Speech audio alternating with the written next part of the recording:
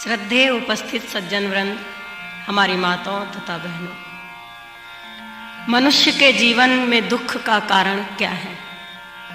मनुष्य ऐसा सोचता है कि हमारे दुख का कारण परिवार है, समाज है, धन है, गरीबी है, अनेक प्रकार के संघर्ष हैं। लेकिन सत्य अगर पूछा जाए तो मनुष्य के जीवन के दुख का कारण है मनुष्य के अपने कर्म। कर्मों के द्वारा ही मनुष्य अपने जीवन के अंदर सुख को प्राप्त करता है एवं दुख को प्राप्त करता है।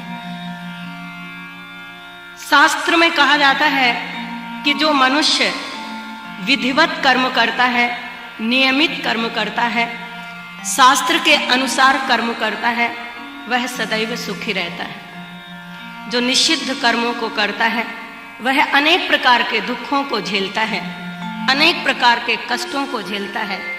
मनुष्य आप ही अपने को नरक में गिराता है और आप ही अपने को स्वर्ग में ले जा सकता है।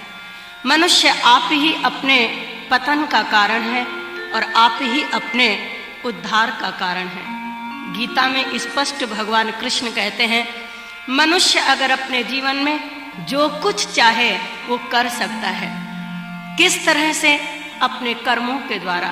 कर्मों की कुशलता उसके पास है, कर्मों की कुंजी उसके पास है। परमात्मा ने उसे अक्ल दी है, परमात्मा ने उसे करने की शक्ति दिया है, बुद्धि दिया है, विवेक दिया है, विचार दिया है। वो जो कुछ चाहे अपने जीवन के अंदर वो सब कुछ करने में समर्थ है। सदाचार का पालन करे, सत्कर्मों को अपने जीवन में अपनाए, शुभ कर्मों को करे, परोपकार करे और परोपकार करके अपने मानव जीवन को वह एक सही दिशा पर ले जा सकता है, एक सही मार्ग दिखा सकता है, एक सही रास्ते पर चल सकता है।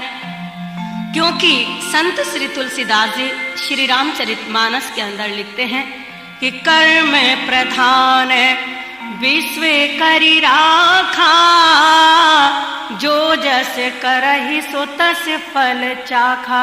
ये संसार क्या है? एक कर्म भूमि है। इसके अंदर हम जैसा बीज बोएंगे वैसा ही फल हमें मिलेगा। जैसा कर्म करेंगे उसी के अनुसार हमें सुख एवं दुख प्राप्त होगा। परमात्मा न्याय करता है, परमात्मा केवल हमें हमारे कर्मों का फल देता है।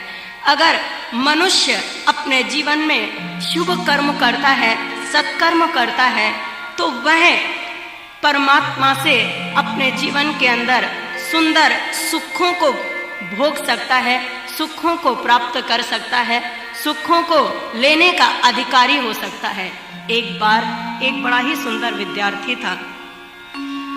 वर्ष भर उसने कोई पढ़ाई नहीं की और एक वर्ष गुजरने के बाद जब उसके परीक्षा का समय निकट आया, जब परीक्षा की घड़ी उसके सामने आई और वह गया परीक्षा देने के लिए, तो बैठा हुआ था विद्यालय में और जब एग्जाम देने का समय बिल्कुल निकट था, पेपर उसके सामने था, कॉपी उसके पास थी, प्रश्नों को उसने पढ़ा, एक भी प्रश्न उसे समझ में नहीं आ रहा है, किसी का कोई उत्तर उसे समझ में नहीं आ रहा है, क्योंकि वर्ष भर उसने कोई पढ़ाई की नहीं है, वर्ष भर उसने कुछ भी किया नहीं है।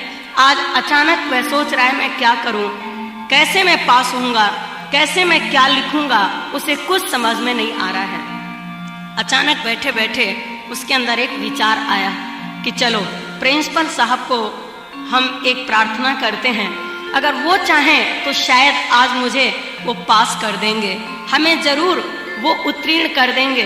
तो उसने क्या किया, कॉपी में एक शायरी छोटी सी लिख दी। उसके अंदर उसने लिखा कि ये किस्मत की कुंजी तेरे हाथ है, अगर पास कर दे तो क्या बात है।